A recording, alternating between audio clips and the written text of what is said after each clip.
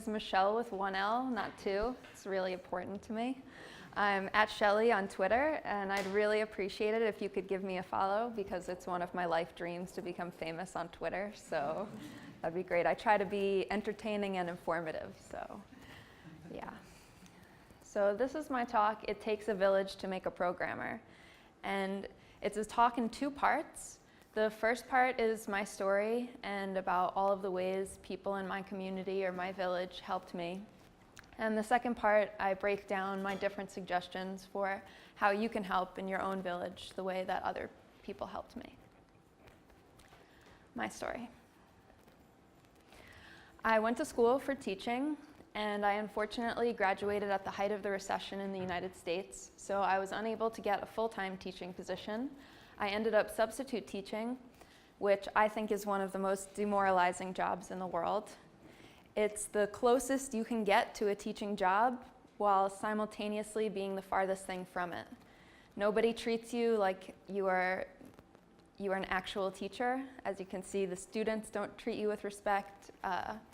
Other teachers didn't treat me with respect. So I told myself, okay, you have 2 years to find a teaching job.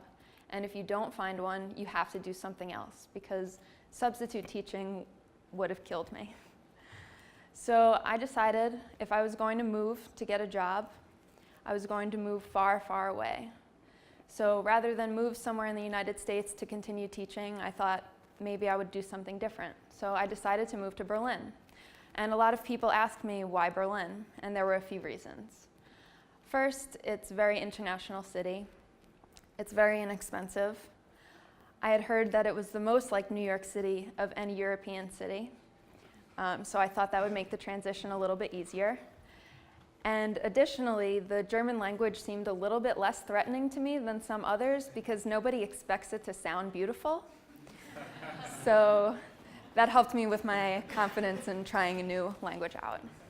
So I arrived in Berlin and I decided to drop teaching altogether despite having taught English as a foreign language for a little while. And I ended up getting a random office job as an office manager for a tour operator. Now, I knew this wasn't going to be my long-time thing. It wasn't very intellectually stimulating. While it was very comfortable and paid fine, I had a big decision to make. And I had a lot of different paths I could take. I could go back to teaching. I could try teaching ESL. I could, if I really wanted to, keep that office job. I had just recently learned about the idea of UX design as a thing. I didn't really know about it, and I thought maybe I would try that. Or I could do something totally different. So one day at this job that I had, we received a bill from our programmers, and the bill was totally outrageous. It was for this really simple customer feedback form that I had written back and forth to them about, asking them to make so many little changes that I thought really impacted the overall effectiveness of it and just made it so much better. And it was really upsetting to me to see exactly what they were doing for their job and that they were getting paid for it. So I went out with my German classmates afterwards and I couldn't stop ranting and raving about this. I was telling them, you wouldn't believe what happened, I can't believe this. And I said for the first time to these people, I should be a programmer, I could do this, and I had never before thought about this in my life. And I didn't really take myself seriously. But luckily, one of my classmates did. About 2 weeks later, she sent me an email saying, hey, there's going to be this front-end web development course in Berlin, maybe you want to take it. And that was when I first thought, well, maybe I should take it. Maybe I really should be a programmer. So I looked into it, but the class was really expensive, and it wasn't something that I could afford to pay. So I decided to email my brother, who is a programmer, who waited until after I had graduated from college to start pushing me into the direction of maybe I could do something in tech. So I wrote him an email, I sent him the link, and I said, hey, want to sponsor me? And I got the brotherly response of, nothing.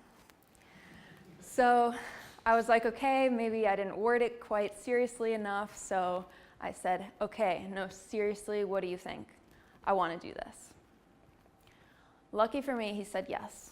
So I entered into this course. It was given by General Assembly. It was 10 weeks, 2 nights a week. And the first 6 weeks of it were HTML and CSS only, and the last 4 weeks was an introduction to JavaScript. 6 weeks through the course, I signed up for my very first hackathon, which was put on by a group called Berlin Geekettes, which is a group that advocates for women in tech through workshops, a mentorship program, and other events such as hackathons and speaking events and meetups. At this hackathon, I had my holy shit moment. I will never forget being in that room when pitches had just been made and teams were being formed, and the energy was totally electric. And there were all of these people buzzing around, so excited, talking about things. And it was amazing to me that they were taking these ideas that had previously existed only as something inside of their head. And here we were, about to sit down for a weekend where they were going to take this invisible thing and make it into a real, tangible thing that other people could use and interact with. And I thought that was so powerful. And I remember looking around the room and not even knowing the differences between, front end, back end, what different programming languages people knew. I just knew that I sat there and I was looking at everybody saying, I want to do that, and I want to be able to do that, and that, and this, and this. I wanted to be able to do everything. I wanted that power. So it was like, so soon after, I quit my office job. I gave back the keys, and I said, thank you very much for this opportunity, but I found what I really want to do. I really want to program. So I decided to just leave this job. I had no real plan of what to do, but I was going to spend my time learning programming somehow to make this a career for myself. So shortly after I was unemployed, I found out about a thing called Eurocamp, which was a Ruby conference being given in Berlin. And a couple of friends that I knew were going to go, and they had gotten tickets through the diversity program through Rails Girls. And tech conferences were not something that I was familiar with in the teaching industry. There aren't really the same, there's not really this equivalent. So I was really excited about it, like, hey, it's a whole weekend, people hang out and talk about this thing that I've just learned I'm really passionate about, I really want to go. But unfortunately, there were no tickets left. So my friend said, why don't you follow the Twitter account, and maybe somebody will be selling theirs at the last minute or giving it away. So that's what I did. Sure enough, a few days later, I saw a tweet from this guy named Bruno. And he said, so I have my Eurocamp ticket, and unfortunately I can't go. Let's make it count. Give me a good reason and it's free. Hashtag give something back. So I tweeted back saying, I just quit my job to change careers and become a programmer. I'm unemployed and super passionate. And I waited a little while, really nervous to find out if I would get it, and lucky me, I did. But as you know, nothing in this life is free. So Bruno said, you can have the ticket, but there are some stipulations. So okay, what are they? He said, rule number 1, I want you to have fun, and I want you to have a lot of fun. And I said, okay, I think I can do that. Number 2, he said, find my friend Justine, she's giving a talk there, and give her a hug. I said, okay, I could do that too. Number 3, he said, I don't care what it is, what you do, but somehow, in some way, you need to give back. And I said, okay, I can do that. I wasn't sure yet how, but I can tell you that this is part of what I'm doing right now, trying to inspire you to help others. It's part of how I'm trying to give back. So I went to the conference, and it had a much bigger impact on me than I ever could have imagined. There were so many little things that have affected me later on that had I not gone to this conference, I might not be here right now. I might be doing something totally different. Here are some of the things that happened. I took part in my first Rails Girls workshop, and this was where I made the big decision that I did not want to learn programming by learning Rails first. So that affected a lot of decisions for me. one of the girls who I attended with went on to become one of my closest friends, that's really important.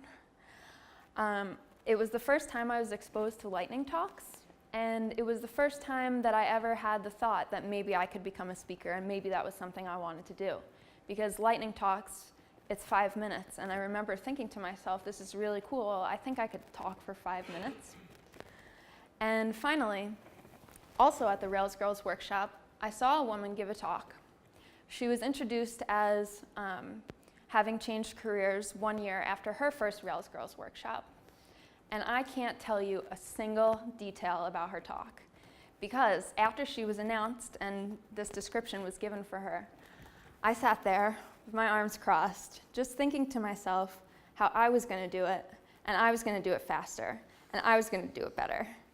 And since then, I've actually met her. She saw me give this talk, and she came up to me and said, hey, that was me. And she's okay with it, because how effective is a talk if someone doesn't even have to listen to it for it to have such a strong impact on them, So she did really great.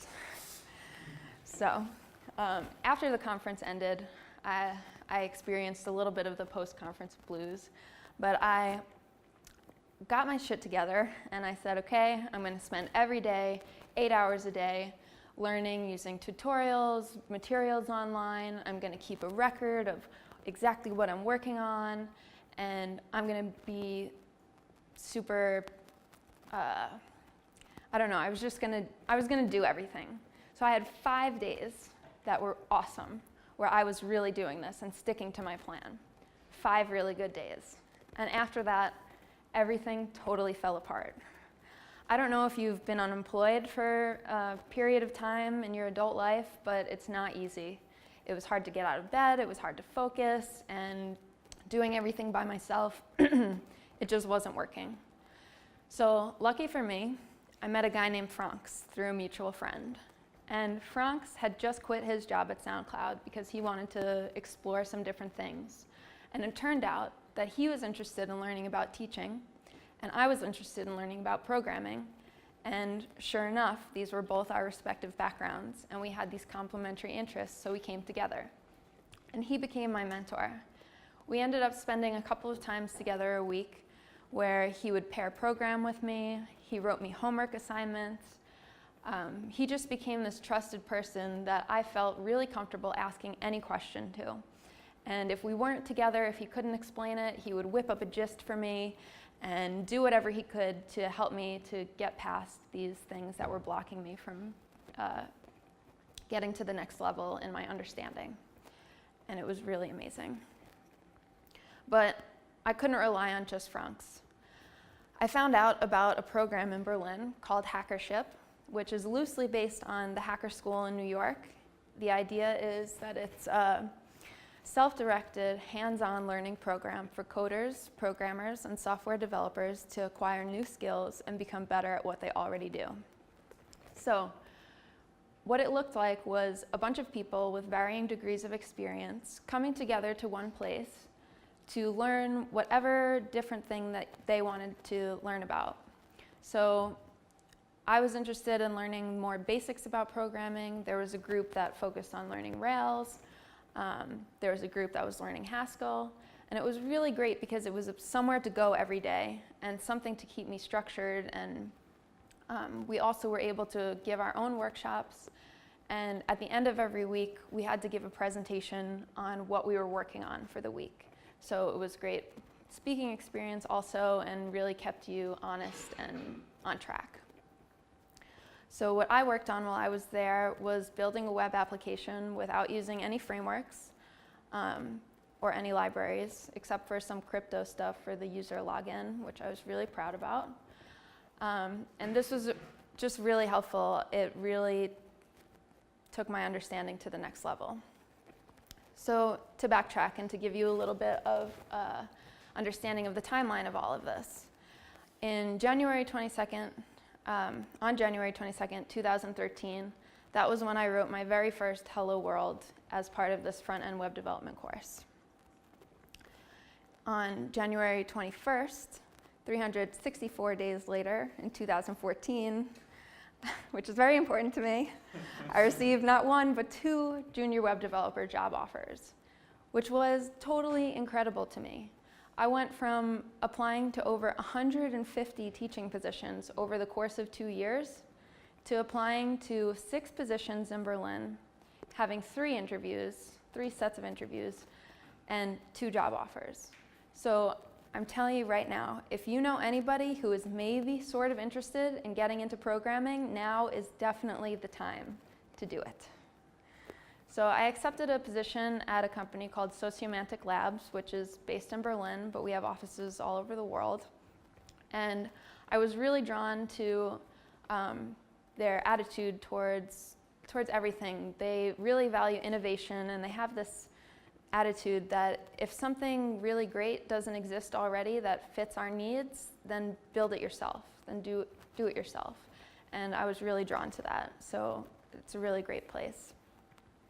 But unfortunately, living in Berlin as an American, there was a little bit of red tape we had to step through before I was able to start working there. So I, again, still had about a month and a half before I was able to start working. And I needed something to fill my time. So this was when I applied to my very first tech conferences to speak. So I got accepted to speak at RubyConf Uruguay. It was my first conference invitation. And at the behest of the organizers, I set up an Indiegogo to attend because, as you may know, if you are unemployed for 7 months, you run out of money. So I couldn't afford to go myself. And I was really hesitant to do this. I felt guilty asking people to, help support me just so I could get this message out that, I thought was important. But I was totally blown away. I was funded enough to cover my cost of flight and lodging in 12 hours by 15 people, only 2 of who I'd known before. The other people were total strangers who trusted me that I was using this for good. So I have to say a super special thanks to these 5 people, Bruno, David, Sven, Dennis, and Seth, for going the extra mile and giving me what they could. And I have to thank everybody who helped me with that. It was great.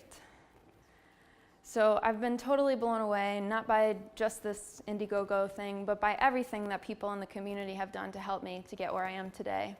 And so now what I would like to do is urge you to help others in your own village. And now I'm going to go through some specific ways that I think you can do this based on different resources you have available to you. So hopefully there's something for everybody here. The first, if you have just a little bit of time, here are some things you can do. The easiest one is to simply give encouragement. This is huge. There were so many days when I was just starting out learning programming, it still happens to me all the time, where I feel like I might be the stupidest person in the world. There's a concept, everybody else gets it, I just don't get it. It's not clicking in my head, and it would really get me down. And living in an international city like Berlin, inevitably you meet somebody new fairly often, and they'd say, hey, what are you doing in Berlin? And I would say, oh, I just quit my job, I'm learning to program, and yeah. And they would react super positive, like, no way, that's so cool. And then they would tell me a story about someone else they knew who was doing something like that, or how they were interested in it. And that would make something click in my head and turn off this evil voice, and it would be like, oh yeah, you are doing something really cool. This is what you're really interested in, and what you're meant to do, maybe. And so just little bits of encouragement can be really powerful. Another thing you can do without spending too much time is expose your passions. There are so many different corners and places that you can go with programming. You don't know if anybody else shares these interests if you don't talk about them. So I want you to take to Twitter, start a blog, go to meetups, and talk about whatever it is you're interested in, because you don't know who you can affect. Someone might be thinking, oh, maybe I'm interested in this thing, but I don't know if it's a real thing people are interested in. You're going to open doors for people if you do this. If you have a little bit of time or a lot of time, there's something else you can do. Quality, beginner-friendly resources. If you have a little bit of time, what you can do is simply share them and point people in the right direction. Because as you may know, there are so many tutorials out there, and they are not all created equal. And it can be really overwhelming to be Googling for something or searching for an answer and just having so many different places to look. If you can say, hey, I've used this before, this is a really great place to start, or this will help you overcome whatever you're stuck on, that can be really powerful. And finally, if you have a lot of time, you can actually create one of these resources yourself. Let's say you don't have time, but you have money. There's a lot you can do. For example, you can send someone to a conference. Concat and many other conferences have started doing these diversity programs where you can purchase not only a ticket for yourself, but a ticket for someone else who may be from an underrepresented group or can't afford to go. And as I was explaining before about my experience, you know, and you may learn after today, that conferences are so much more than the talks. It's the networking, it's getting inspired, it's meeting people, it can be workshops, it can be huge. You really don't know how a conference can affect someone. You can also be a sponsor in different ways. There's so many excuses people have for not starting something new that you can talk people out of a lot of these, but if someone purely doesn't have the money to go, that's not something you can solve with words alone.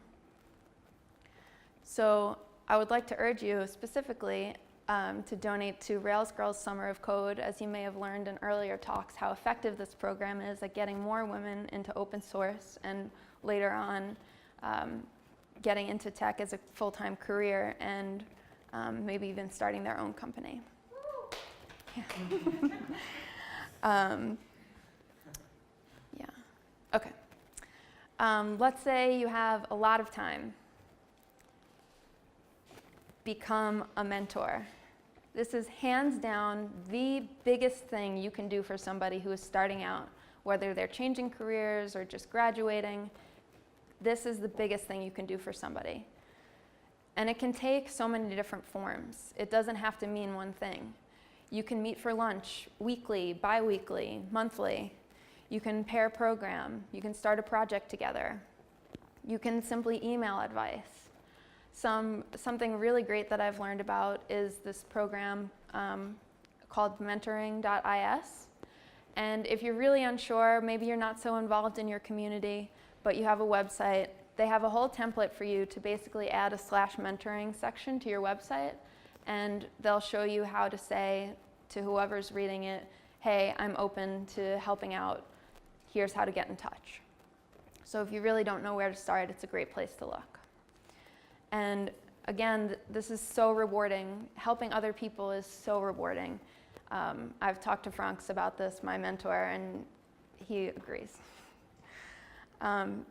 Oops. Sorry.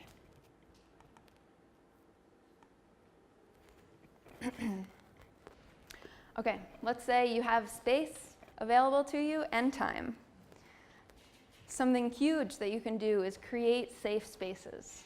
Now, what is a safe space?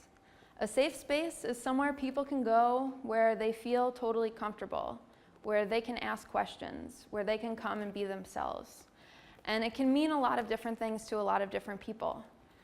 I want to address the idea of women-only spaces or any other marginalized group-only spaces. There seems to be a fallacy where some people believe that these are exclusive. If there's no men allowed, that's not fair. But actually, what these spaces do is they include people who would have otherwise been excluded. Maybe they would have excluded themselves. Maybe there wasn't enough space. Maybe they couldn't afford it. This really includes other people who otherwise wouldn't have been included, and I can't stress that enough.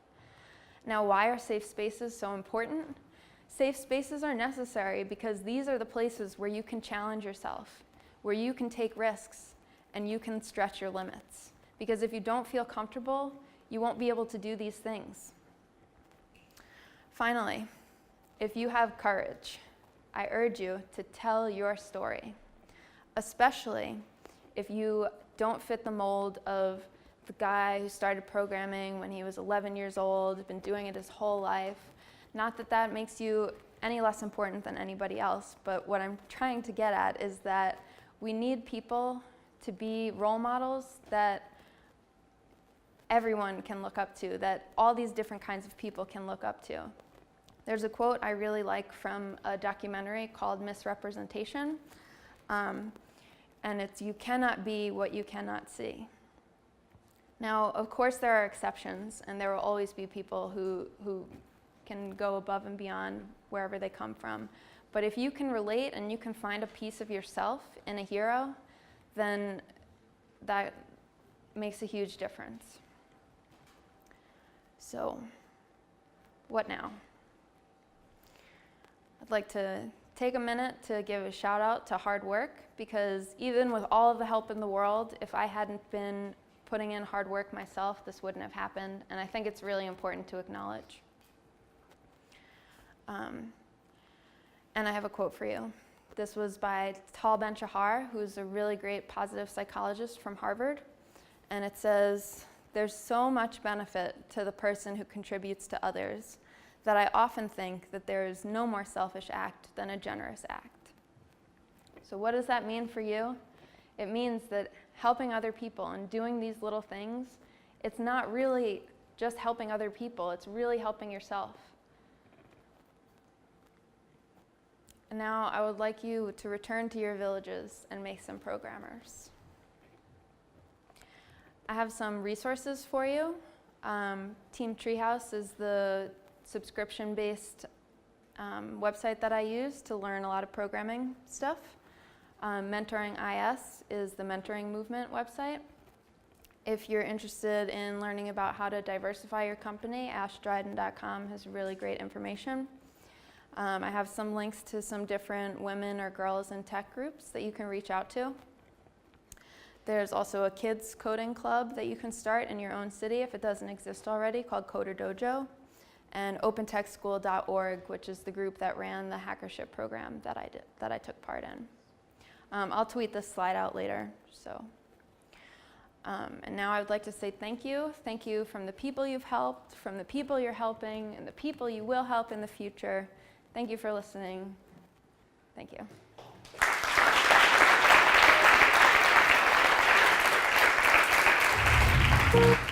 you.